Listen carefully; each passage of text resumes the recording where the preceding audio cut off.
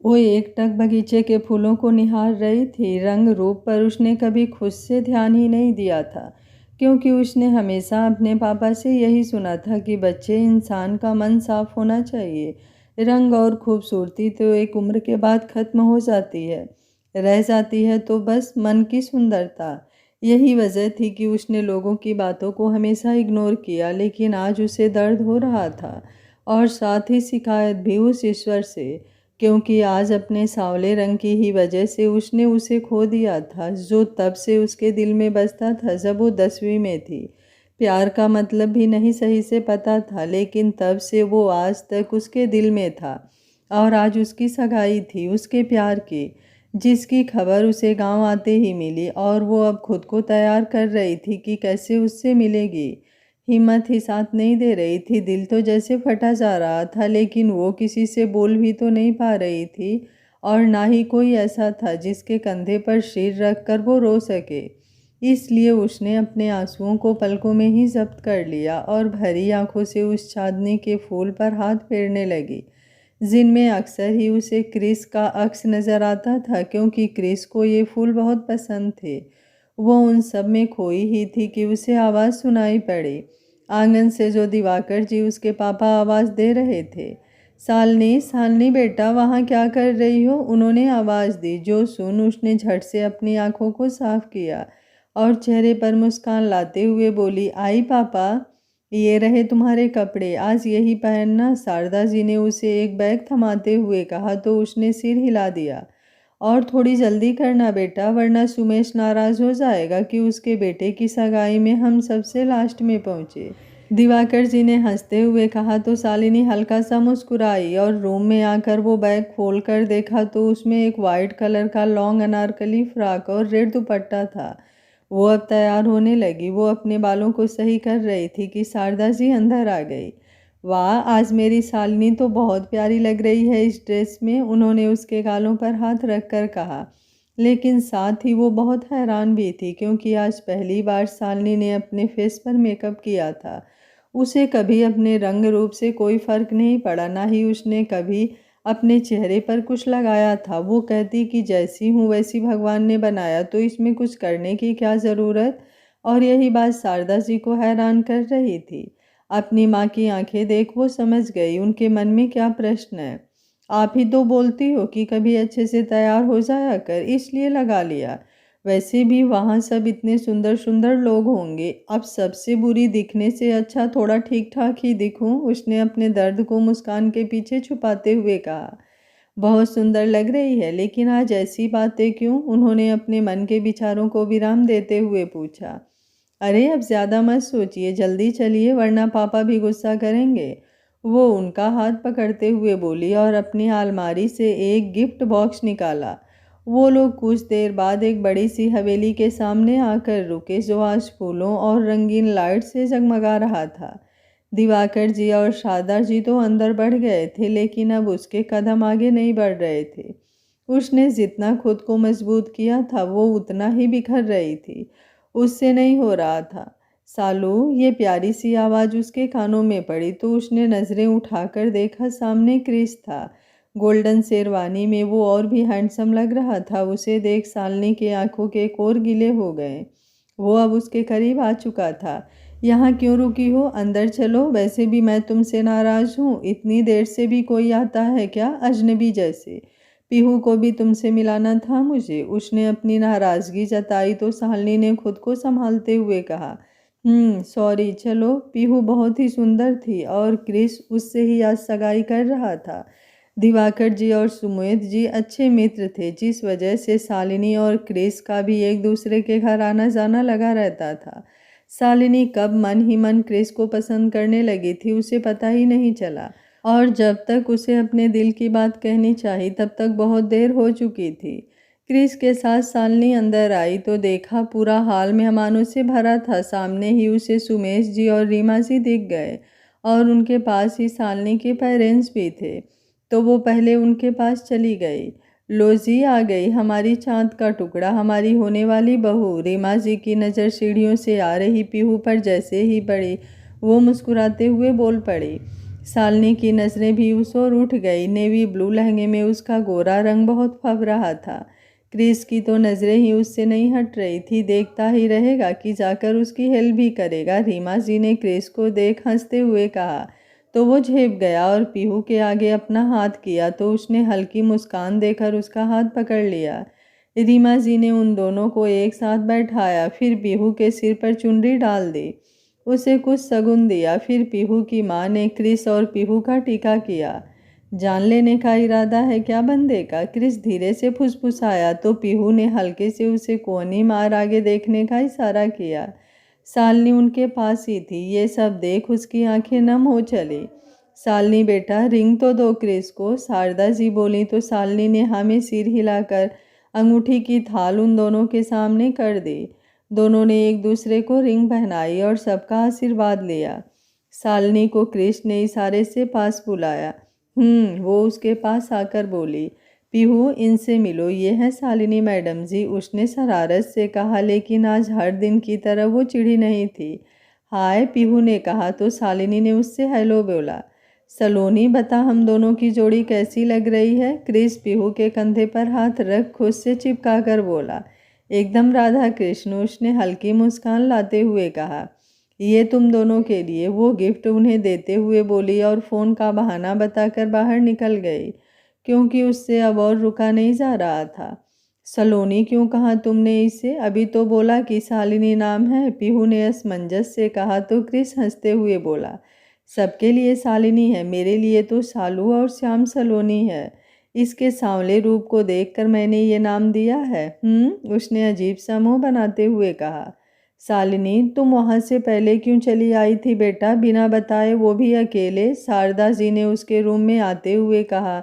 कुछ नहीं मम्मी, बस ऐसे ही थोड़ा सा सिर दर्द हो रहा था, शालिनी ने कहा। चलो बैठो, मैं तेल मालिश कर देती हूँ बालों में। कभी तेल तो लगाती नहीं, सिर दर्द नहीं होगा तो और क्या होगा? वो डांट लगाते हुए बोली। नहीं मैं ठीक हूँ, सो जाऊंगी तो ठीक हो जाएगा, उसने कहा। तुम बच्चों का भी मुझे कुछ समझ नहीं आता, उन्होंने कहा और बड़बड़ाते हुए अपने कमरे में चली गई। अगले दिन दिवाकर जी सुबह की चाय पी रहे थे कि शालिनी भी उनके पास आकर एक चेयर पर बैठ गई। पापा मुझे आपसे कुछ बात करनी थी। हाँ बिटिया बोलो, तुम्हें कब से इजाज़त लेने की ज़रूरत पड़ने लगी अपने पापा से? वो चाय की चुस्की लेते हुए बोले। मैं आज ही लखनऊ के लिए निकल रही हूँ, छुट्टी कैंसिल हो गई है, उसने कहा तो शारदा जी जो अभी किचन से निकली थी वो उसे एकटक देखने लगी और दिवाकर जी की भी नज़रें शालिनी के चेहरे पर जम गई। शालिनी ये क्या बात हुई बेटा, अभी परसों ही आई हो और अब भागी जा रही हो? अगले सोमवार को क्रिस की शादी है और तुम्हारी चाची जी ने कल ही मुझसे कहा था कि अब तुम्हें वहाँ भेज दूँ, उनकी मदद हो जाएगी, शॉपिंग भी बाकी है अभी उनकी। शारदा जी नाराज सी बोली। कौन कहाँ जा रहा है चाची? क्रिस ने अंदर आते हुए कहा तो शालिनी हड़बड़ाकर उठने लगी। यही लड़की सुनती कब है किसी की, 2 दिन के लिए घर आई और अब फिर जा रही है, माँ बाप को तो याद ही नहीं करती, कहते हुए उनके आंखों के कोर गीले हो उठे। मम्मी कहकर वो उनसे लिपट गई। जब भी वो गांव आ जाती शारदा जी ऐसे ही भावुक हो जाया करती थी। आओ बैठो बेटा, शालिनी तुम चाय पानी ले आओ, दिवाकर जी बोले। नहीं नहीं मैं नाश्ता करके ही आया हूँ, वो झट से बोला। सलोनी यार ऐसे कैसे तुम जा रही हो, अपने दोस्त की शादी में भी नहीं रहोगी? अच्छा थोड़ी लगता है, और मैं तो तुम्हारे ही भरोसे बैठा हूँ, कोई काम नहीं किया। क्रिस बैठते हुए बोला। मेरा कॉलेज है, वो अपनी आंखों को साफ करते हुए धीमे स्वर में बोली। मैं बात कर लूँगा, और अब ये फाइनल रहा कि तुम कहीं नहीं जा रही। हाँ चलना है तो घर, क्योंकि माँ ने तुम्हें लाने भेजा है, उसने कहा तो शालिनी अपने पापा को देखने लगी। जाओ तैयार हो जाओ, दिवाकर जी ने कहा तो वो बिना कुछ बोले ही तैयार होने चली गई। वाह जी, आज तो इस पीले सूट में कहर ढा रही हो, वो ड्राइविंग करते हुए बोला। क्रिस यार चुप करना, ये सब अपनी पीहू से जाकर बोल, वो चिढ़ते हुए दूसरी ओर देखकर बोली। सच यार, कितनी बार कहा है, आज एक बार फिर से बोलता हूँ कि ये रंग तेरे ऊपर बहुत सूट करता है, एकदम श्याम सलोनी राधा लगती है। क्रिस मुस्कुराते हुए बोला। हाँ जिसका कृष्ण रुक्मिणी ला रहा है, वो बखयाली में बोली कि क्रिस ने एक झटके में गाड़ी रोक दी। उसका सिर ड्रेस बोर्ड से टकराता कि क्रिस ने झट से अपना हाथ लगा दिया। सॉरी लगी तो नहीं ना, वो परेशान सा बोला तो उसने इनकार में सिर हिलाया। अभी क्या बोल रही थी? कृष्ण रुक्मिणी, तेरा कृष्ण मिल गया क्या? मुझे बताया भी नहीं। नॉट फेयर, वो नाराजगी से उसे देखते हुए बोला। क्या कुछ भी, मुँह से निकल गया था बस, वो संभालते हुए बोली। ओह कहकर उसने गाड़ी फिर से स्टार्ट कर दी। मैं आज पीहू से मिलने जा रहा हूँ, तो उसे गिफ्ट क्या दूँ? कुछ हेल्प कर दो ना यार, वो बच्चों सा मुँह बनाते हुए बोला। मुझे उसकी चॉइस थोड़ी ना पता है, शालिनी ने नज़रें झुकाए ही कहा। यार तुम्हारी पसंद अच्छी है इसलिए बोल रहा हूँ, मैं कुछ लेकर गया और ना पसंद आया तो उसे, और वैसे भी लड़कियों के नखरे आज तक कौन समझ पाया है? कृष्ण ने हंसकर कहा, और ये बड़ी सी शॉप के सामने गाड़ी रोक दे। शालिनी हारते हुए गाड़ी से निकली और उसके साथ शॉप के अंदर आ गई। बहुत देर के बाद क्रिस को एक दुपट्टा दिखा, ऑरेंज रंग का। ये कैसा रहेगा? उसने कहा तो शालिनी ने ठीक है मैं सिर हिलाया। वेट कहकर उसने शालिनी के सिर पर वो दुपट्टा डाल दिया और उसे आईने के सामने खड़ा करते हुए बोला, अब लग रहा है परफेक्ट, यही ले लेते हैं। क्रिस मुस्कुराकर बोला। उसने वो दुपट्टा लेकर पैक करा लिया और वो दोनों ठाकुर निवास में आकर रुके। तुम जाओ, माँ को बता देना कि किसी काम से गया हूँ, पीहू मुझसे मिलने जा रहा हूँ, ये बताया तो गुस्सा करेंगे। क्रिस बोला तो शालिनी ने पलकें झपकाई। उसके लिए ये सब बहुत मुश्किल हो रहा था, लेकिन क्रिस की खुशी के लिए वो शांत थी और उसकी कही हर बात को मान रही थी। आ गई बच्ची। रीमा जी जो गिफ्ट को देख रही थी आंगन में बैठी ही उसे देखकर बोली, तो वो मुस्कुराते हुए उनके पास आई और उनके पैर छूकर सिर हिलाया। ये गिफ्ट को कल आए थे वही हैं, इन्हें क्रिस के रूम में रखना है, उन्होंने कहा। मैं कर देती हूँ चाची, आप परेशान मत होइए, वैसे भी सीढ़ियाँ ज़्यादा चढ़ेंगी तो घुटने दर्द करेंगे आपके। ठीक है, तुम ये रख दो ले जाकर, फिर बाजार भी चलना है। वैसे वो कहाँ गया, दिख नहीं रहा। चाची वो क्रिस, उसे शायद कुछ काम था तो अपने दोस्त। वो अभी इतना ही अटकते हुए बोली थी कि रीमा जी नाराजगी से बोले, जबान साथ नहीं दे रही तुम्हारी, झूठ बोलना आता नहीं तुम्हें, ज़रूर इस लड़के ने ही तुमसे ऐसा करने को कहा होगा। क्यों हर बार उसका साथ देती हो तुम? सॉरी चाची कहकर उसने सिर झुका लिया। अभी फ़ोन करवाती हूँ इसके पापा से, इतने काम पड़े हैं और इसे घूमने से ही फुर्सत नहीं है, वो बिगड़ते हुए बोली। चाची रहने दीजिए ना, जल्दी ही आ जाएगा, मुझसे बोला है, और वैसे भी तब तक के लिए आपकी बेटी है ना आपके पास, हम दोनों झट से सारे काम निपटा लेंगे। पीयूष भी तो घर में है, वो ले चलेगा हमें मार्केट। शालिनी ने उनके हाथ को अपने हाथ में लेते हुए प्यार से कहा। हाँ अपने कमरे में होगा, उन्होंने कहा तो शालिनी ने सिर हिलाया और गिफ्ट बॉक्स उठाते हुए क्रिस के रूम में चल दी। आज सालों बाद वो उसके रूम में आई थी। अभी भी पूरा रूम वैसे ही था। एक साइड की वाल उसकी बड़ी बड़ी तस्वीरों से भरी पड़ी थी। एक तरफ गिटार रखा था, नीचे बेड पर कपड़े बिखरे थे जो शायद वो सुबह ही फैलाया होगा। जब उसे लाने जा रहा था तब एक टेबल पर गुलदस्ते में फूल रखे थे और उसके बगल ही कांच के एक गोल बाउल में 2 गोल्डन फिश तैर रही थी। उसने जल्दी से गिफ्ट्स को बेड पर रखा और उसके पास आ गई। उसके लबों पर मुस्कुराहट, लेकिन आंखों में नमी आ गई उन दोनों फिशेज को देखकर। इन्हें क्रिस और शालिनी ने साथ ही पकड़ा था पास वाले तालाब से, और उसके लिए उन्हें घर पर कितनी डांट पड़ी थी।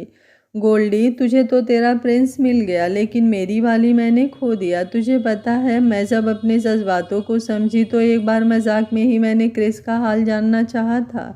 उससे पूछा कि उसे कैसी लड़की पसंद है, तो उसका जवाब सुन मुझे लगा ही नहीं कि ये हमारा क्रिस है। उसने कहा कि उसे ऐसी लड़की चाहिए जो बहुत ही खूबसूरत हो, जिसे देख वो सब कुछ भूल जाए, बस उसमें ही खो जाए। गुलाब सी पंखुड़ियों वाले होठ, नाजुक हाथ और जाने क्या क्या। तब मुझे एहसास हुआ कि मेरी फीलिंग गलत है। वो मुझे कभी एक्सेप्ट नहीं करेगा। पीहू एकदम वैसी ही है जैसी उसे चाहिए था। ये मेरी फीलिंग्स ना सबसे बड़ा सीक्रेट है मेरी लाइफ का, जो अब सिर्फ तुझे पता है, क्योंकि एक तू ही है जो हर बार मुझे सुनती है। ये क्रिस को मत बताना जो भी बोला तुझे, और तुम भी। उसने बाउल पर हाथ फेरते हुए कहा और पास रखा उनका दाना उसमें डाल दिया। अपने दिल की बात किसी से बोल, जो वो कब से छिपाए बैठी थी। उसे अब कुछ हल्का महसूस हो रहा था।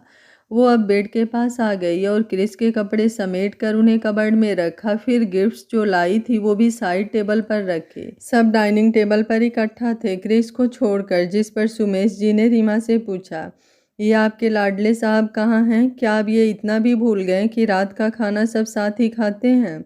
जी जी जी, वो बस। रीमा जी ने अटकते हुए कहना चाहा कि क्रिस की आवाज़ ने सबका ध्यान अपनी तरफ खींचा। सॉरी पापा, वो मैं सो गया था पढ़ते पढ़ते, इसलिए लोट हो गया। वो आते ही बोला। वहीं शालिनी आंख फाड़े उसे देख रही थी, क्योंकि अभी तो जब वो उसके रूम में गई थी तो वो आया ही नहीं था, और अब कितनी सफाई से झूठ बोल रहा है। क्रिस की नज़र जब खुद को घूरते हुए शालिनी पर गई तो उसने चुपके से आई विंक कर दिया। शालिनी को उसकी इस हरकत से खांसी आने लगी। वो मुस्कुराते हुए अपनी चेयर पर बैठ गई। क्या हुआ बच्चे, ये लो पानी पियो। रीमा जी ने जल्दी से उसकी पीठ सहलाते हुए उसे पानी का गिलास पकड़ाया। दादी प्यार से उसके सिर पर हाथ फेरते हुए बोली, मेरा बच्चा इतनी पढ़ाई करता है और सुमेश तू हरदम गुस्सा ही करता रहता है बेचारे पर। माँ बेचारा, और ये सुमेश जी ने कहा तो हंसी का शोर गूंज उठा। ठाकुर निवास में रीमा जी सबको खाना परोस रही थी और शालिनी भी उनकी मदद कर रही थी। शालिनी तुम भी बैठ जाओ बच्ची, मैं निकाल रही हूँ, भूख लगी होगी ना, रीमा जी ने कहा। नहीं चाची, मैं ठीक हूँ, आपके साथ खा लूँगी, उसने मुस्कुराते हुए कहा। वाह मम्मी, आज तो सब्जी बहुत टेस्टी बनाई है आपने, पीयूष ने एक निवाला खाते हुए कहा। मैंने भाई, आज शालिनी ने बनाया है, वो बोली तो पीयूष उसकी तरफ देखकर बोला। शालिनी दीदी, आपके हाथों में तो जादू है, थैंक्स इतना अच्छा खाना खिलाने के लिए। हाँ बेटा, बहुत अच्छा बनाया है, सुमेश जी ने भी खाते हुए कहा तो शालिनी के चेहरे पर छोटी सी मुस्कान आ गई। वहीं सबको शालिनी की तारीफ करते देख दादी ने बुरा सा मुंह बनाया। उन्हें शालिनी बिल्कुल भी पसंद नहीं थी।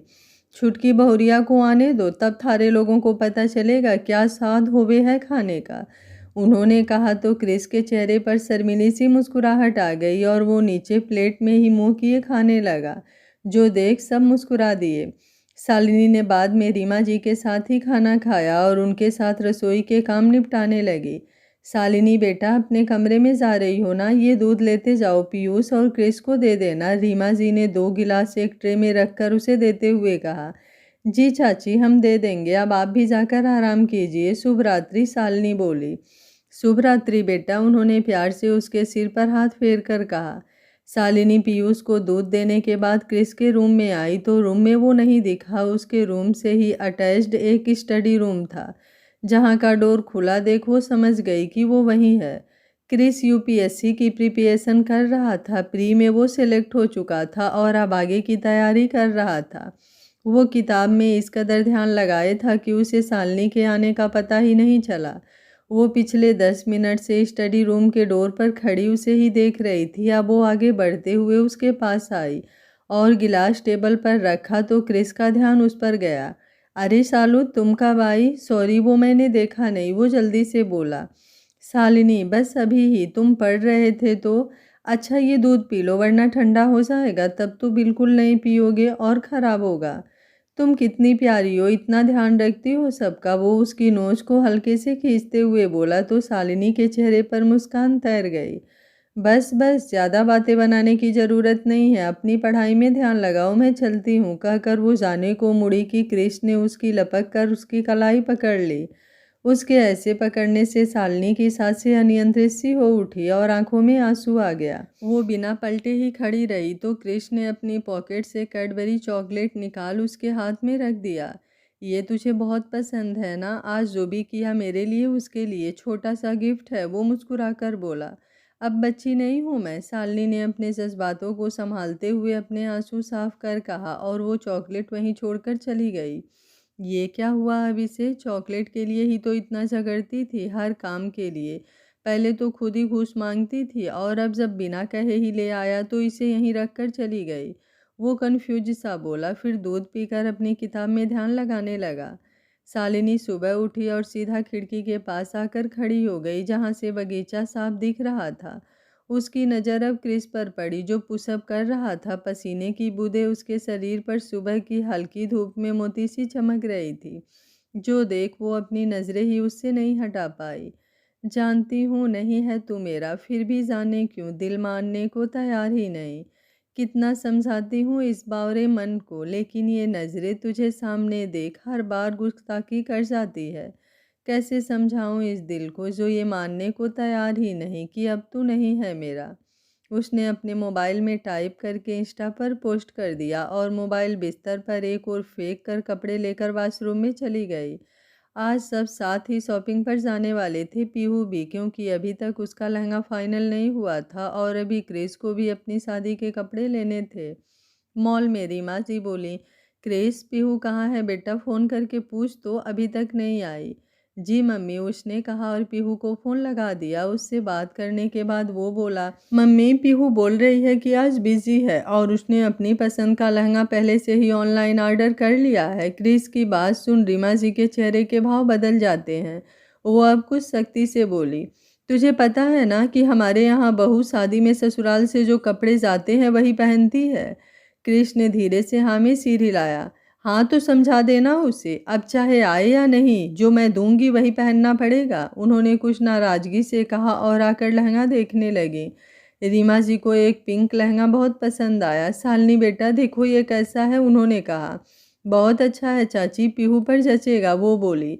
लेकिन फिटिंग, रीमा जी ने उदासी से कहा तो क्रिस कुछ सोचते हुए बोला, मम्मी यार सालू को दे दो, पहन कर देख ले, वैसे भी दोनों की साइज सेम ही होगी, कौन सा बड़ी मोटी हैं, दोनों एक सी ही तो हैं। ये शादी का लहंगा है, ऐसे कैसे? मैं नहीं, शालिनी ने तुरंत कहा, जिस पर क्रिस उसे घूरने लगा। क्रिस सही कह रहा है बच्चे, समय भी तो बहुत कम है, कुछ बड़बड़ बाद में हो, उससे अच्छा तो यही होगा कि तुम ही पहन कर देख लो, उन्होंने कहा तो शालिनी से कुछ कहते नहीं बना। वो अब लहंगा उठाकर ट्रायल रूम में चली गई। कुछ देर बाद जब शालिनी बाहर निकली तो उसे उस लहंगे में दुल्हन के रूप में देखकर क्रिस तो पलके झपकाना ही भूल गया। उसके सांवले रंग पर वो पिंक कलर का लहंगा बहुत ज़्यादा फब रहा था। कितनी प्यारी लग रही है मेरी बच्ची, ऐसे ही एक दिन दुल्हन बनेगी, रीमा जी ने उसके गाल पर हाथ रखकर कहा और अपनी आंखों से काजल निकाल उसके कान के पीछे लगा दिया। शालिनी की नज़रें क्रिस पर चली गई। उसने अब मुस्कुराकर इशारा किया तो शालिनी के चेहरे की रंगत पल में बदल गई। ये थोड़ा सा लूज है यहाँ पर, उसने बाजू की ओर इशारा करके रीमा जी से कहा। अभी फिटिंग करवा देंगे, उन्होंने कहा तो शालिनी जाने लगी कि क्रिस झट से बोला, अरे यार रुक, इतनी प्यारी लग रही है, एक फ़ोटो तो ले लेने दे, क्रिस ने कहा तो रीमा जी हंस पड़ी। क्रिस अब शालिनी की फ़ोटो लेने लगा। उन दोनों को ऐसे देख रीमा जी मन ही मन बोली, काश शालिनी ही मेरी बहू बनती, कितने अच्छे लगते हैं दोनों साथ में। मैं तो हमेशा से यही चाहती थी, लेकिन क्रिस की पसंद कोई और था तो उसे भी मना नहीं कर पाई। आज से क्रिस की शादी की रस्में शुरू हो गई थी। पीहू अब उसके पास उसकी ज़िंदगी में हमेशा के लिए आने वाली थी और वो कितना खुश था ये उसके चेहरे पर चिपकी मुस्कान बता रही थी, जो जाने का नाम ही नहीं ले रही थी। आज हल्दी की रस्म थी। वो सुबह सोकर वर्कआउट से आया ही था कि उसका फ़ोन बज उठा। पीहू का नाम देख उसकी मुस्कान गहरी हो गई। उसने जल्दी से कॉल रिसीव किया। हैप्पी हल्दी जान, मिसेस सिंह बनने के लिए आज से तैयार हो जाइए, उसने बहुत ही प्यार से बेड पर लेटते हुए कहा। Same to you. क्या हुआ, इतना लो क्यों साउंड कर रही हो, तुम्हारी तबीयत तो ठीक है ना? वो उसकी आवाज़ सुन बेचैन सा हो उठा। मैं ठीक हूँ, बस आपसे मिलना है अभी, वरना रस्म शुरू हो जाएगी तो टाइम नहीं मिलेगा। अरे जान, बस 2 दिन का इंतज़ार कर लीजिए, फिर आप मेरे पास ही होंगी, मेरी बाहों में, फिर हमारा ये कमरा भी हमारे प्यार की खुशबू से महक उठेगा। Chris ji please, it's urgent, मस्ती नहीं कर रही मैं, मुझे आपसे ज़रूरी बात करनी है, वो बोल रही थी। क्रिस उसकी बात सुन पाता उससे पहले ही पीयूष आ गया और उसने क्रिस के हाथ से फ़ोन छीन लिया। क्रिस अब उसे देखते हुए नाराज़गी से बोला, पीयूष फ़ोन दे मेरा। क्या भाई, अब तो भाभी तो थोड़ा सा अकेले रहने दो, अपनी फैमिली के साथ आप ही लगे रहते हो और वैसे भी मुझे बात करनी है अभी अपनी भाभी से, कहते हुए वो फ़ोन लेकर बाहर भागा। साले दिमाग खराब मत कर, फ़ोन दे मेरा, कहते हुए वो उसके पीछे भागा और दोनों भाइयों की चहल पहल पूरी हवेली में शुरू हो चुकी थी। पीयूष भागते हुए जा रहा था। उसे लगा कि अब क्रिस एकदम पास आ गया तो उसने फ़ोन हॉल में काम करती शालिनी के पास उछाल दिया। शालिनी दी भागो, देना मत इन्हें, पीयूष ने हंसते हुए कहा। क्रिस अब उसे छोड़, शालिनी को घूरते हुए बोला। सालू फ़ोन दे मेरा। नहीं दी प्लीज़, पीयूष ने कहा। क्रिस अब उसकी तरफ फ़ोन लेने बढ़ा कि शालिनी भी मस्ती में आ गई और उसने फ़ोन पीयूष की तरफ उछाला तो वो फ़ोन लेकर अब पीछे आंगन की तरफ भागा। दुष्ट धोखेबाज, तुझे तो मैं बताता हूँ अब। वो शालिनी को देख कुछ नाराजगी से बोला तो उसे हंसी आ गई। हाँ जी बिल्कुल, देख लेना, पहले जाकर फ़ोन तो ले लो, कहते हुए शालिनी हंसने लगी। क्रिस पैर पटकता हुआ पीयूष जहाँ गया था उस तरफ गया। रीमा जी के साथ कुछ औरतें भी उधर ही थी। माँ बोल दीजिए इससे फ़ोन दे दे मेरा, वरना आज पिटेगा ये मेरे हाथों। क्रिस अब गुस्से में आ चुका था। रीमा जी पीयूष को देखते हुए बोली, क्यों सुबह सुबह परेशान कर रहा है उसे, दे देना फ़ोन। मैंने कब मना किया, आकर ले ले, कहते हुए उसने क्रिस की तरफ अब फ़ोन उछाला। उसका ध्यान दूसरी तरफ था जिस वजह से वो पकड़ नहीं पाया और उसका फ़ोन नीचे गिरकर बिखर गया। क्रिस ने अब अपनी जलती निगाह पीयूष पर डाली। उसके गुस्से से पीयूष हमेशा ही डरता था और अब उसके साथ क्या होने वाला था इसका आभास उसे हो चुका था। पापा, उसने कहा तो क्रिस ने पीछे मुड़कर देखा, वहाँ कोई नहीं था और इसी मौके का फ़ायदा उठाकर पीयूष भाग चुका था। उसकी यह शैतानी देख सारी महिला मंडली हंस पड़ी। क्रिस ने अब नीचे बैठकर अपना फ़ोन उठाया, जो चलने की हालत में तो बिल्कुल भी नहीं था। उसे अब बहुत ही ज़्यादा गुस्सा आ रहा था पीयूष की नादानी पर। उसने फ़ोन उठाकर पॉकेट में रखा। अब शादी के बाद ही बन पाएगा, वरना नया लेना पड़ेगा, वो खुद में बड़बड़ाया और अंदर आ गया। क्रिस, ये तुम्हारा मिल्क शेक, शालिनी उसके अंदर आते ही किचन से लाकर गिलास उसे पकड़ाते हुए बोली। तुम ही पी लो, जीना तो वैसे भी हराम करके रखा हुआ है तुम दोनों ने। मिल गई संतुष्टि मेरे फ़ोन का अंतिम संस्कार करके, क्रिस झुझलाते हुए बोला। शालिनी परेशान सी बोली, क्या क्या हुआ, दिखाओ कैसे। अब ज़्यादा बनो मत, पहले तो उस गधे का साथ दे रही थी, जाओ उसी के साथ करो खूब मस्ती, पागलपन। क्रिस गुस्से से बोला और जाने लगा कि शालिनी ने दौड़कर उसकी बाँह पकड़ ली। सॉरी ना, मुझे नहीं पता था कि ऐसा हो जाएगा, आई एम रियली सॉरी, कहते हुए उसकी आंखें भर आई। हटो सामने से, क्रिस सख्ती से बोला, लेकिन वो अब वैसे ही खड़ी थी। उसका चेहरा नीचे झुका था और आंसू उसके गाल तक आ गए थे। जिद्दीपन तुम्हारा भी कम नहीं है, वो एक लंबी सांस छोड़ते हुए बोला। क्रिस, उसने भरे गले से कहा तो क्रिस ने अब उसका सिर सहलाते हुए कहा, अच्छा बस, नहीं हूँ नाराज तुमसे, पक्का ना। वो अपना चेहरा ऊपर करके मासूमियत से बोली तो क्रिस ने अपने अंगूठे से उसके गाल पर आए आंसुओं को साफ करते हुए में गर्दन हिलाई। ये पी लो, उसने अब गिलास उसके सामने किया तो क्रिस के लबों पर छोटी सी मुस्कान खिल गई। उसने अब गिलास ले लिया और एक ही बार में पीकर उसे पकड़ा दिया। मैं आता हूँ, कहकर वो आगे एक कदम बढ़ा ही था कि शालिनी ने उसे आवाज़ दी तो वो रुक गया। बोलो। वो तुम मेरा फ़ोन ले लो जब तक तुम्हारा ख़राब है, कोई काम हो तो, शालिनी ने कहा। जब ज़रूरत होगी तो ले लूँगा, तुम परेशान मत रहो, अब कहकर वो चला गया। शालिनी बेटा, वो हल्दी तो ले जा यहाँ से, शारदा जी की आवाज़ आई तो वो उनके पास चली गई। इधर पीहू, जो कि बीच में ही बात पूरी ना हो पाने के कारण बहुत परेशान थी, बार बार वो उसे कॉल लगा रही थी, लेकिन लगता तो तब जब उसका फ़ोन ठीक होता। क्रिस पीला पजामा पहने खड़ा था और उसके सामने बुआ भी थी।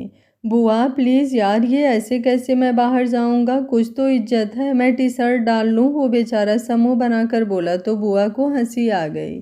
मेरा लाड़े सर, उन्होंने उसके गाल को छूकर कहा और अपने साथ लाया वो सफ़ेद दुपट्टे की तरह का कपड़ा उसके गले में डाल दिया और सही से फैला दिया। अब ठीक है, वो उसके गाल दबा कर बोली।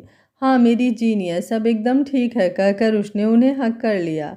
वो अब बाहर आया जहाँ हल्दी का फंक्शन होना था। आज पूरी हवेली पीले फूलों और लाइट सफ़ेद और फीके गुलाब से सजी थी। सब हंसी खुशी क्रिस को हल्दी लगाने लगते हैं, लेकिन उसकी नज़रें इतने लोगों के बीच भी किसी को ढूंढ रही थी और वो थी शालिनी। इधर शालिनी वाशरूम के डोर से लगी अपना चेहरा घुटनों में छुपाए रो रही थी। मम्मा मुझसे नहीं हो रहा, कितनी भी कोशिश क्यों ना कर लूँ, क्रिस को अपने सामने किसी और का होते हुए मुझसे नहीं देखा जाएगा, नहीं होगा मुझसे, वो बड़बड़ा रही थी रोते हुए। शालिनी शालिनी दीदी कहाँ हो आप, आपको सब ढूंढ रहे हैं, किसी की बाहर से आवाज़ आई। आई, उसने कहा और उठकर अपना मुंह धुला। अपना चेहरा टॉवेल से साफ करके वो सबके बीच आई। क्रिस हल्दी में रंगा जा चुका था।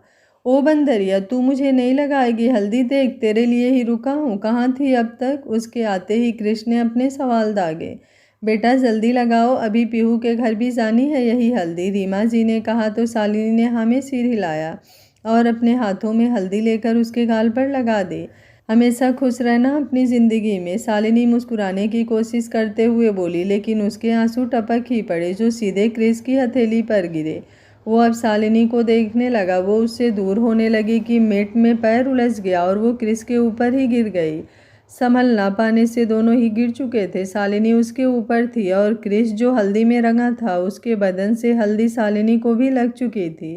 सालू, क्या हुआ? तुम्हारी आंखें? उसका प्यार ध्यान शालिनी के चेहरे पर ही थी। वो बिना कुछ बोले उठने की कोशिश करने लगी। सब थे इसलिए वो भी बिना कुछ बोले उठ गया।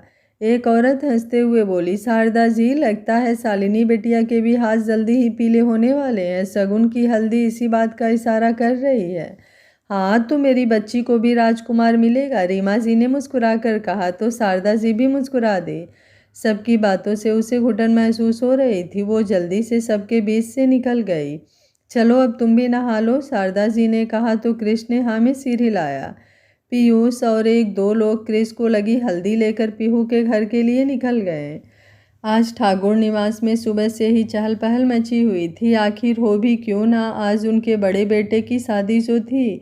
शालिनी सारा काम कर रही थी दौड़ भाग कर, लेकिन हल्दी वाले दिन से ही क्रिस के सामने पड़ ही नहीं रही थी, क्योंकि उसे पता था कि क्रिस के सामने वो खुद को अब और नहीं संभाल पाएगी और उसके सब्र का बाँध टूट जाएगा। बारात निकलने ही वाली थी और क्रिस सारी रस्में निभा रहा था। वो दूर ही खड़ी एकटक उसे निहार रही थी, क्योंकि आज के बाद से उसे इस नज़र से देखने का भी हक जो वो रखती थी वो खो देने वाली थी। बारात जब पीहू के घर पहुंची तो बड़े ही जोर शोर से स्वागत किया गया। तिलक की रस्म पीहू के भाई ने पूरी की और अब शादी की तैयारियां हो रही थी। शालिनी, जो कि स्टेज से कुछ ही दूर पर खड़ी किसी से बात कर रही थी, रीमा जी उसके पास आकर बोली, शालिनी, लाडो जाकर देख तो पीहू बिटिया को अभी तक क्यों नहीं लाए, मुहूर्त बीता जा रहा है। जी चाची कहकर वो दुल्हन वाला कमरा किसी से पूछकर वहां चली गई। कुछ देर बाद सामने से दुल्हन के लाल जोड़े में उसे आते देख क्रिस की धड़कनें तेज हो गई। उसका सुंदर सा मुखड़ा घूंघट में छुपा था। ये देख अब उसकी लालसा और तीव्र हो गई, ये देखने की कि पीहू कैसी लग रही थी। लड़कियों ने लाकर उसे स्टेज पर उसके बगल में बैठा दिया। पंडित जी अब आगे की विधि शुरू करे, ठाकुर साहब ने कहा। पंडित जी आगे का मंत्र पढ़ने लगे और धीरे धीरे सारी रस्में व कन्यादान होने के बाद बोले, वर वधू की मांग भरे। उसने उसका घूंघट ऊपर करने को हाथ बढ़ाया ही था कि पीहू की माँ उसे रोकते हुए बोली, जमाई साहब, हमारे यहाँ दुल्हन का मुँह नहीं देखा जाता, ऐसा मत कीजिए। क्रिस ये सुन हैरान सा अपनी माँ को देखने लगा। उन्होंने पलकें झपकाई तो उसने हाँ में सिर हिलाया और उसके घूंघट के अंदर ही सिंदूर लगा दिया बिना उसे देखे। फिर मंगलसूत्र गले में पहनाने लगा तो उसे कुछ अलग सा एहसास हुआ। ऐसा उसने अब दिमाग में आए विचारों को झटका और रस्मों में ध्यान देने लगा। पंडित जी बोले, शादी संपन्न हुई, अब आप अपने बड़ों के आशीर्वाद ले लीजिए। क्रिस और पीहू अब उठकर सबसे पहले सुमेश जी के पैर छूते हैं, फिर रीमा जी के पास जाते हैं। सदा खुश रहो, वो क्रिस के सिर पर हाथ रखकर बोली। सदा सुहागन रहो और खुश रहो, उन्होंने दुल्हन के सिर पर हाथ फेर कर कहा। सबसे मिलकर विदाई हुई। ठाकुर निवास में गृह प्रवेश के बाद वो दोनों हवेली में ही बने मंदिर में आए और माथा टेका। घर के मंदिर में आते ही कृष्ण ने अपने मन में चल रहे विचारों को झूठा साबित करने के लिए एक झटके में उसका घूंघट हटा दिया और उसका चेहरा देखते ही उसके कदम लड़खड़ा गए। आंखों में गुस्सा उतर आया। जहां वो भरी आंखों को झुकाए खड़ी थी, आंखें बंद किए, वहीं उसकी माथे और हाथों की नसें तन चुकी थी। क्या है ये सब? कोई बताएगा मुझे? क्रिस गुस्से से चीखा तो शालिनी की आंखों में रुके आंसू भर भर कर बनने लगे। वो आज उसकी पत्नी बनकर उसके सामने खड़ी थी, लेकिन हालात ऐसे बन चुके थे कि उसका गुस्सा होना भी लाजमी था। आवाज़ नीचे रखो क्रिस, सुमेश जी उससे भी तेज आवाज़ में बोले तो उसकी मुट्ठियां कस गई। मेरी पीहू कहाँ है? वो अपने आप को संयमित करने की कोशिश करते हुए थोड़ा तेज आवाज़ में बोला। वो लड़की, उसका नाम आज के बाद इस घर में नहीं लिया जाएगा, जिसने ठाकुर खानदान की इज्जत तक उछालनी चाहिए। ठाकुर साहब, सुमेश जी गुस्से से बोले तो वो हैरानी से उन्हें देखने लगा। शालिनी बिटिया ही तुम्हारी धर्मपत्नी है तो सब भूल जाओ और उसके साथ आगे बढ़ो, कहकर वो अपने कमरे में चले गए। मम्मी पापा ऐसा क्यों बोल रहे हैं? पीहू कहाँ है और ये उसके बारे में क्या बोल रहे हैं और मेरी शादी इससे क्यों हुई? क्रिस अब रीमा जी की ओर मुड़ते हुए बोला, पीहू अपनी ही शादी से भाग गई थी और फिर इतने मेहमानों और समाज के सामने ये बात उठती तो हमारा नाम खराब होता। इसलिए ठाकुर साहब ने ये फैसला लिया कि उसी मंडप में बिना किसी से कुछ कहे तेरी और शालिनी की शादी करा दी जाए। रीमा जी ने कहा तो कृष्ण ने अपनी आंखें भींच ली। उसे अपने अंदर कुछ टूटता हुआ महसूस हुआ। उसे यकीन नहीं हो रहा था कि जिस लड़की के सपने उसने अब इतने दिन से अपने दिल में सजोए थे वो ऐसा कुछ करके जा चुकी है। अब अगर सवाल जवाब खत्म हो गए हो तो आगे की रस्में करें, दादी बीच में आते हुए बोली। मुझे कुछ नहीं करना, कहकर वो गुस्से और नाराजगी से हवेली के बाहर निकल गया। शालिनी की आंखें अभी भी झरझर बह रही थी। शालिनी बिटिया, तुम तो उसके गुस्से को जानती हो ना। चुप हो जाओ बच्चे, वो जब शांत होगा तो सब समझेगा। रीमा जी उसके गाल पर आए आंसुओं को साफ करते हुए बोली। वो अब उनसे लिपट गई। चाची, वो मुझसे भी नाराज़ हो गया। मैंने कहा था आप सबसे कि पहले उससे बात कर लीजिए। अब वो मुझसे बात भी नहीं करेगा। वो रोते हुए बोली। बच्चे ऐसे परेशान नहीं होते, अभी आ जाएगा वो, उसका सिर सहलाते हुए बोली। इधर कृष्ण ने अपनी जीप एक सुनसान जगह पर आकर रोकी। आह! वो एक तेज आवाज़ में अपना सिर पकड़कर चीखा। क्यों क्यों किया तुमने ऐसा पीहू? क्यों? ऐसी क्या गलती हो गई थी मुझसे जो तुमने ये सब किया? कितने ही लम्हे हमने संभाल रखे हैं और तुमने कहते हुए उसने हाथ पटका। उसकी आंखों में गुस्सा, दर्द, नाराजगी सबके मिले जुले भाव थे और आंखें बरस रही थी। सुबह से रात हो चुकी थी लेकिन क्रिस अभी तक घर नहीं आया था। वो परेशान सी इधर उधर टहल रही थी। उसने घड़ी में देखा, रात के 12 बज चुके थे। गाड़ी की आवाज़ सुन वो खिड़की के पास दौड़ी। देखा तो वही था, वो अब भी खिड़की के पास ही खड़ी थी। क्रिस अपने रूम में आया तो उसे देख उसके कदम दरवाजे पर ही ठिठक गए। यहाँ क्या कर रही हो तुम? वो सख्ती से बोला तो शालिनी एक पल को तो डर गई उसकी इतनी तेज आवाज़ सुन। वो उसकी ओर पलटी। सिंदूर से सजी उसकी मांग, गले में लटका उसका पहनाया वो गोल्ड का मंगलसूत्र एक सिंपल से सूट में ही थी वो इस समय। क्रिस, वो धीरे से बोली, नाम मत लो मेरा, मर गया तुम्हारे लिए तुम्हारा दोस्त क्रिस। एक बार के लिए भी तुमने मेरे बारे में नहीं सोचा। सबका सोच लिया मुझे छोड़कर। मेरी सालू ने ये सब किया, ये बर्दाश्त नहीं हो रहा मुझसे। एक वो जिससे प्यार किया वो भी और तुम भी, सब एक सी ही हो। जिसके मन में जो आता है वो वही करता है। क्रिस को क्या फर्क पड़ता है ये सोचना कौन चाहेगा? वो उसके कंधे से पकड़ झकझोरते हुए बोला। मम्मी, मेरी बात। वो अटकते हुए बोलने की कोशिश कर रही थी। एकदम चुप, कुछ नहीं सुनना मुझे। जाओ मेरी नज़रों के सामने से, कभी मत पड़ना वरना मैं क्या कर जाऊंगा मुझे भी नहीं पता। मेरी निगाहों से दूर हो जाओ और अपना ये चेहरा भी मुझे कभी मत दिखाना। वो चीखा तो शालिनी ने अपनी आंखें बंद कर ली। उसकी बंद आंखों से भी आंसू निकल आए। सुनाई नहीं दिया? जाओ मेरे कमरे से अभी इसी वक्त, वो फिर से चिल्लाया। शालिनी ने अब अपने कदम धीरे धीरे रूम की तरफ बढ़ाए। शालिनी को क्रिस की बातें बहुत चुभी थी। वो भाग जाना चाहती थी यहाँ से, लेकिन वो ऐसा नहीं कर सकती थी क्योंकि अब वो ठाकुर खानदान की बहू बन गई थी। क्रिस चाहे माने या ना माने वो टेरेस पर आ गई।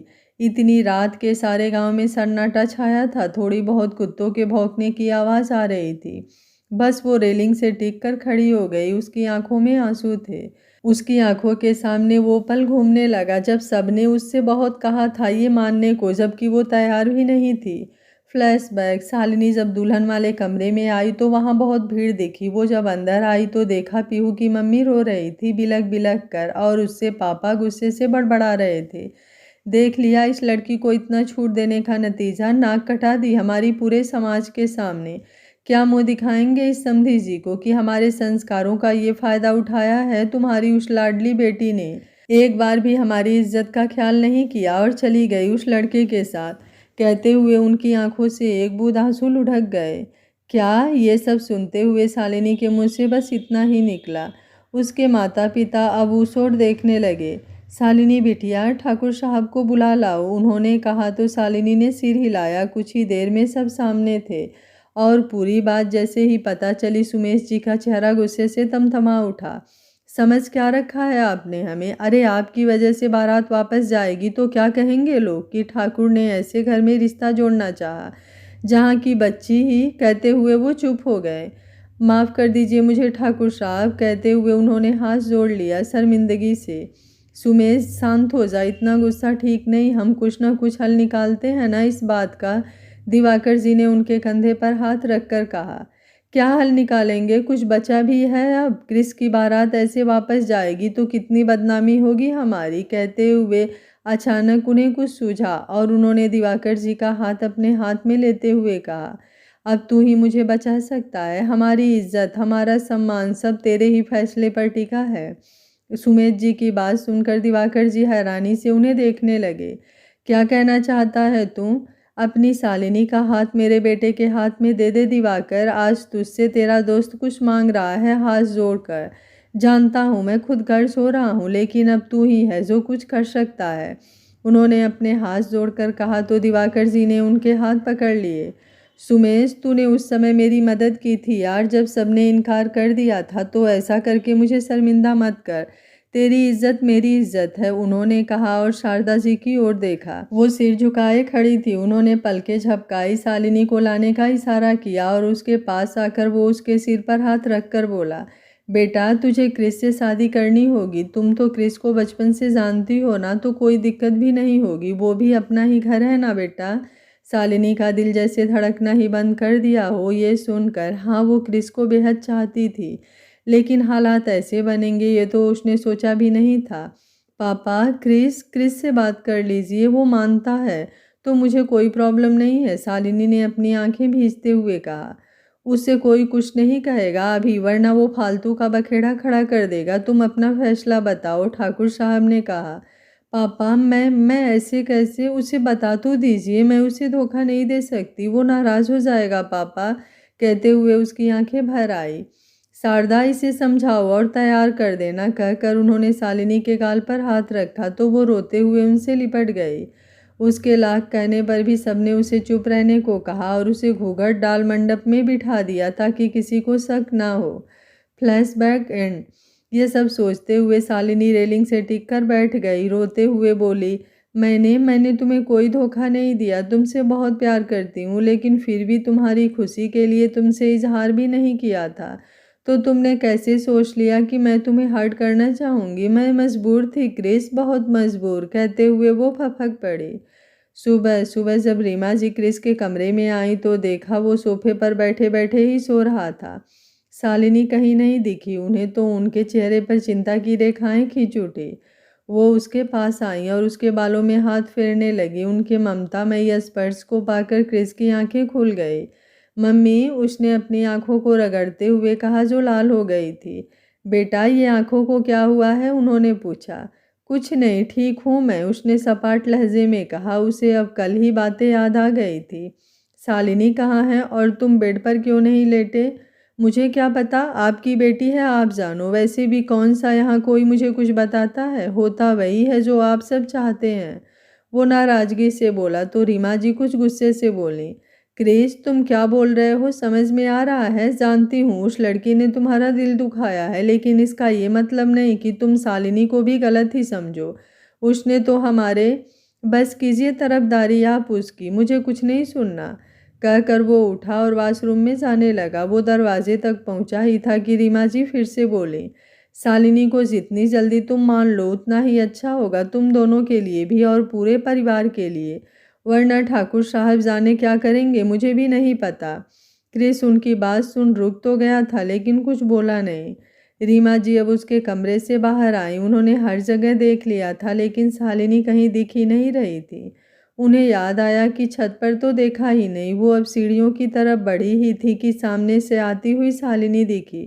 प्रणाम चाची, कहकर उसने उनके पैर छुए। अब माँ बोलो बेटा, वो उसके सिर पर प्यार से हाथ रखकर बोली तो शालिनी ने सिर हिलाया। कहाँ थी मैं, कब से तुम्हें ढूंढ रही हूँ। उसने ज़्यादा गुस्सा तो नहीं किया ना बेटा, वो परेशान सी बोली। शालिनी उन्हें दुखी नहीं करना चाहती थी, इसलिए इनकार में सिर हिलाया। अच्छा है, फिर धीरे धीरे सब समझेगा। अच्छा तुम ये मत पहना करो अब बेटा, चलो मैं तुम्हें साड़ी देती हूँ, वही पहन लो, वरना सब 10 बातें बनाएंगे, वो बोली और शालिनी को अपने साथ लेकर चली गई। क्रिस वॉशरूम से बाहर आया तो देखा शालिनी ड्रेसिंग पर कुछ बॉक्स रख रही थी। उसे देख उसके कदम ठिठक गए और गुस्सा उतर आया उसके मन में। मैंने तुमसे क्या कहा था कि तुम मेरे रूम में दिखाई नहीं देनी चाहिए ना, वो कुछ गुस्सा दिखाते हुए बोला। उसकी आवाज़ सुन शालिनी घबराहट से उसकी तरफ पलटी कि कुछ बोलती उससे पहले ही बुआ जी अंदर आ गईं। अरे बहू, तुमसे कहा था ना कि साड़ी पहननी नहीं आती हो तो मुझे बुला लेना। मुझे तो अभी भाभी ने भेजा तुम्हें देखने को और तुम तैयार ही नहीं हुई। लगता है मेरे इस लाडले ने मौका ही नहीं दिया तुम्हें तैयार होने को भी। बुआ जी ने रूम में आते ही हंसते हुए कहा तो क्रिस और शालिनी दोनों ही झेप गए। मैं पहन लूँगी बुआ जी, बस थोड़ी देर का टाइम दीजिए, शालिनी ने सिर झुकाकर कहा। अच्छा ठीक है, जल्दी आना, लेकिन सब इंतज़ार कर रहे हैं, आज की आरती भी तुम्हें ही करनी है, कहकर बुआ जी चली गईं। सॉरी कि तुम्हारे मना करने पर भी तुम्हारे रूम में हूँ, लेकिन घर पर मेहमान हैं और कोई तमाशा नहीं करना चाहती जिससे चाचा जी को ठेस पहुँचे, शालिनी ने कहा तो कृष्ण ने एक गहरी सांस भरी और हाँ में सिर हिलाया। शालिनी साड़ी लेकर वॉशरूम में चली गई तो वो अब रेडी होने लगा। कुछ देर बाद सब घर के मंदिर में इकट्ठा थे। वाह, आज तो शालिनी एकदम ठाकुर खानदान की बहू लग रही है, ताई जी ने शालिनी को आते देख कहा तो सबकी नज़रें मुसोर उठ गई। लाल रंग की बनारसी साड़ी, सिर पर पल्लू डाले, कुछ भारी गहने गले में, कान में बड़े बड़े झुमके, सिंदूर से सजी उसकी मांग, पैरों में पायल, हाथों में जड़ाऊ कंगन। एक पल को तो उसे देख क्रिस को यकीन ही नहीं हुआ कि ये वही शालिनी है जिसे वो आज तक देखता आया था। आज तो उसकी काया पलट ही लग रही थी। शालिनी को उसकी नज़रों का आभास हुआ तो उसने नज़रें उठाई। जैसे ही दोनों की निगाह मिली, कृष्ण ने अब नाराज़गी से चेहरा दूसरी तरफ घुमा लिया, जिससे शालिनी के चेहरे पर दर्द भरी मुस्कान आ गई। रीमा जी ने उसे पास आने का इशारा किया। वो उनके पास आ गई और पास रखी आरती की थाल में दीपक जलाकर आरती शुरू कर दी। मैं आरती तेरी गाऊं, वो केशव किंज बिहारी, मैं नित नित शीश नवाऊं, वो मोहन कृष्ण मुरारी। उसने आरती खत्म की और थाल को माथे से लगाया, फिर सबको आरती दिखाई। वो सारे बड़ों के पैर छूने लगी कि दादी बोल उठी, अरे लड़की, तुझे इतना भी ध्यान नहीं कि अब जोड़े में करने होते हैं ये सब काम। लल्ला के साथ पैर छुओ सबके, उन्होंने कहा तो शालिनी क्रिस को देखने लगी। वो अब उसके साथ आया और सबके आशीर्वाद लिए। आज तुम्हारी पहली रसोई है शादी के बाद, तो सबके लिए मीठे में कुछ अच्छा सा बना लो, रीमा जी ने उसके गाल पर हाथ रखकर बहुत प्यार से कहा। तो शालिनी ने हाँ में सिर हिलाया। मम्मी, मुझे काफ़ी मिलेगी, मेरे सिर में दर्द हो रहा है, कृष्ण ने उन दोनों को बात करते देख कुछ चिढ़न भरे स्वर में कहा। अभी कुछ नहीं मिलेगा, आज पहले रसोई पूजन होगा तभी कुछ बनेगा, रीमा जी ने सख्ती से कहा तो क्रिस का मुंह बन गया। उन्होंने शालिनी को जाने का इशारा किया तो वो चली गई। अब सिर्फ क्रिस और रीमा जी ही बचे थे यहाँ। इतना गुस्सा नहीं करते बच्चे, थोड़ा तो उसे समझने की कोशिश करो, वो तो तुम्हारी दोस्त भी है ना। वो क्रिस का चेहरा देखकर थोड़ा प्यार से बोली। है नहीं थी मम्मी, क्रिस ने कहा। इसके साथ ही उसके चेहरे पर उदासी छा गई। अच्छा, सिर में दर्द क्यों हो रहा है, चलो बैठो, मैं मालिश कर देती हूँ, उन्होंने कहा।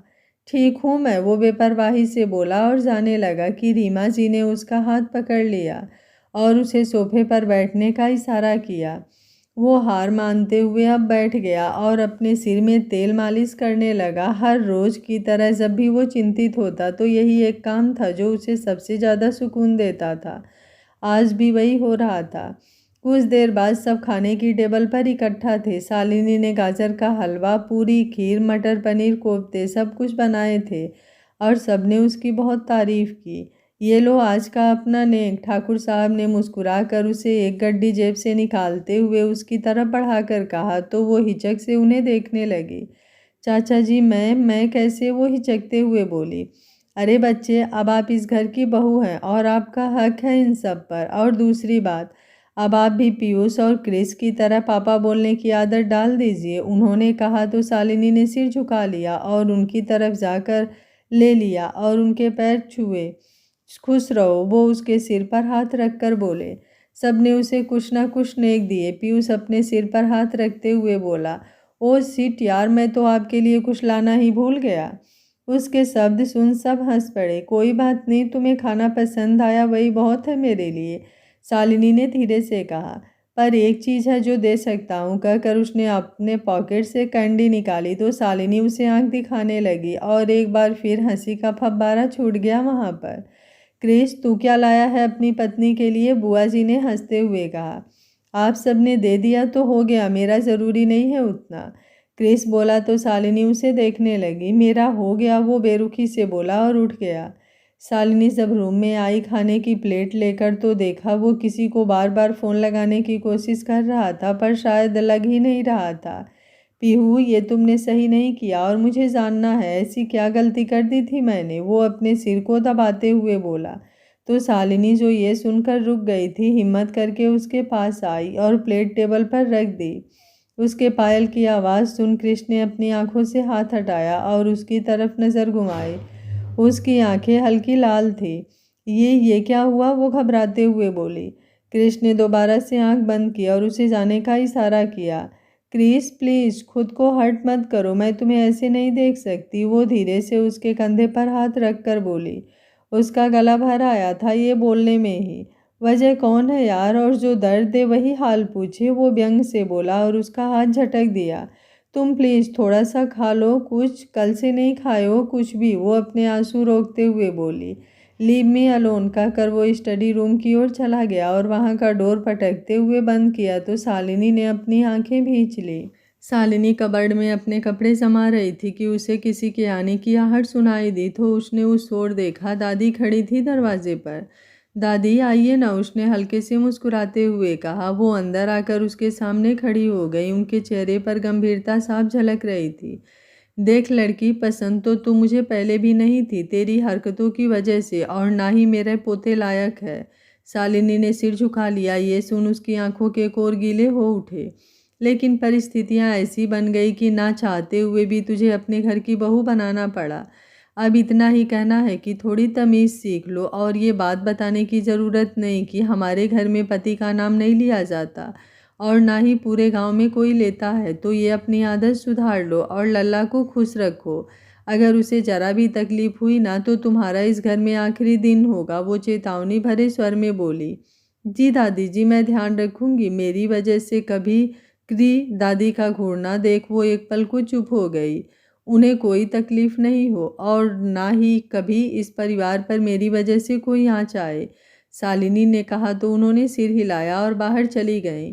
क्रिस रूम में आया तो देखा वो अभी कबर्ड में ही लगी थी। उसने एक नज़र उस पर डाली। तुम अपने घर चली जाओ, उसने कहा ही था कि शालिनी के हाथ से कपड़े नीचे गिर गए। वो हैरानी से उसे देखने लगी। क्या? हाँ, वो मम्मी ने कहा कि तुम्हारे घर से फ़ोन आया था पग फेरे के लिए, तो तैयार रहना, ड्राइवर के साथ चली जाना, पीयूष भी चला जाएगा। क्रिश ने बेरुखी से कहा। ये सुन उसे कुछ तसल्ली मिली, लेकिन लास्ट लाइन सुन वो तुरंत ही बोल पड़ी। तो आप क्यों नहीं चलेंगे? क्रिश ने उसकी बात का जवाब नहीं दिया तो शालिनी ने एक पल को आंखें बंद कर ली, फिर उसकी हथेली अपने हथेली में लेते हुए प्यार से बोली। नाराज़गी जायज़ है और मुझे ये भरोसा है, एक पति ना सही लेकिन मेरा दोस्त मुझे ज़रूर समझेगा। कभी ना कभी इंतज़ार रहेगा उसकी माफ़ी का और उसे वापस पाने का। शालिनी जब अपने मायके आई तो देखा शारदा जी ने बहुत सारी तैयारियां कर रखी थी। वो सबसे पहले अपने पापा से मिली। पीयूष ने भी दोनों के पैर छुए। बेटा, जमाई सा नहीं आए? दिवाकर जी के आंखों से इशारे के मना करने के बाद भी शारदा जी ने कुछ देर बाद पूछ ही लिया। उनका सवाल सुन पीयूष शालिनी को देखने लगा। शालिनी ने उसे चुप रहने का इशारा किया। माँ, वो आज पापा भी नहीं है, शहर गए हैं किसी काम से, और फिर खेतों में भी मजदूर लगे थे और ऊपर से उनके एग्ज़ाम, बस इन्हीं सब में व्यस्त हैं वो। शालिनी ने बड़ी सफाई से झूठ बोल दिया। भाभी, अब मैं चलता हूँ, शाम तक आपको लेने आ जाऊँगा, पीयूष ने उठते हुए कहा। बेटा, खाना तो खाकर जाओ, दिवाकर जी बोले। नहीं चाचा जी, खाकर ही निकला था, भूख नहीं है, और चाची जी ने वैसे भी इतना खिला दिया, पेट में बिल्कुल भी जगह नहीं बची, पीयूष ने अपने पेट पर हाथ रखकर कहा तो शालिनी को हंसी आ गई। अच्छा ठीक है, आराम से जाना, संभल कर ड्राइव करना, शारदा जी ने अपने सिर पर हाथ फेरते हुए कहा तो उसने हाँ में सिर हिलाया और दोनों के पैर छुए। मैं बाहर तक छोड़कर आती हूँ, शालिनी ने कहा तो दिवाकर जी ने हाँ कहा। शालिनी और पीयूष बाहर तक आ गए। क्या हुआ, इतनी देर से इन आंखों में इतने सवाल क्यों हैं? शालिनी ने उसकी हथेली थामते हुए कहा। आप कैसे हर बार समझ जाती हैं मुझे? पीयूष ने कहा तो वो हल्के से मुस्कुराकर बोली। बचपन से देखती आ रही हूँ तुम्हें और हमारे बीच कोई बात छिपी भी नहीं है आज तक। क्रिस से ज़्यादा गहरी दोस्ती तुमसे है। छोटा भाई मानती हूँ तुम्हें, तो अपने भाई को नहीं समझूंगी क्या?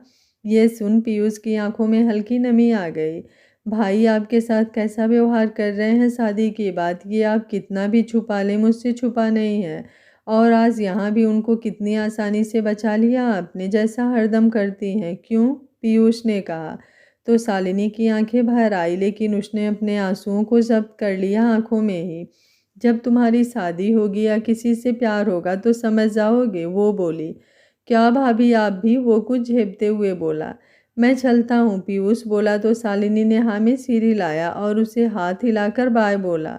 पीयूष जो कि घर जा रहा था वो खुद से बोला, आपकी आंखों में उदासी की वजह मैं अच्छे से समझता हूँ। इतना भी छोटा नहीं कि बात बदल दे आप तो समझ ना सकूँ। अब देखना कैसे आपको सरप्राइज़ मिलता है आज। आगे क्या होगा इस कहानी में जानने के लिए देखते रहिए कहानी का अगला भाग। आपको ये कहानी कैसी लग रही है कमेंट बॉक्स में अपना कमेंट करना बिल्कुल मत भूलिएगा। अगर आपको कहानी अच्छी लग रही है तो वीडियो को लाइक शेयर एंड चैनल को सब्सक्राइब कर लीजिएगा। Thank you for watching. मिलते हैं कहानी के अगले भाग में।